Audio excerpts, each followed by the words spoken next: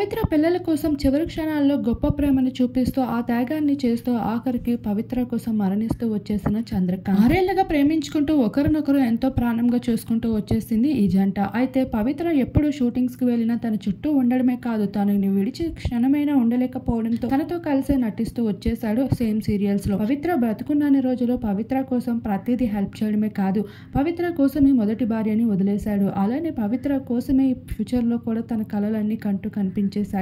అంతటి ప్రేమని మధ్యలో వచ్చిన పవిత్రపై పెంచుకుంటూ వచ్చేశాడు చంద్రకాంత్.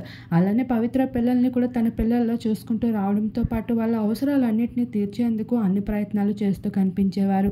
తండ్రిని కాలేకపోయినా తండ్రి స్థానాన్ని తీసుకోవాలని ఎన్నోసార్లు ప్రయత్నించాను అంటూ ఎమోషనల్ అవ్వకుండా ఉండలేకపోయాడు. పవిత్ర మరణించడంతో ఇక పవిత్ర బర్త్డే రోజున నేను కూడా నీ దగ్గరికి వచ్చేయబోతున్నాను అంటూ ఒక ఎమోషనల్ పోస్ట్ తో పాటు పవిత్రకి సంబంధించిన ఆస్తులే కాకుండా చంద్రకాంత్ కి సంబంధించిన పలు ప్రాపర్టీస్ సైతం పిల్లల పేరు మీద చేయాలని కోరుకున్నట్లు లెటర్లో రాసినట్లు ఇప్పటికే పలు వార్తలు సన్నిహితుల రూపంలో బయటికి వస్తున్నాయి.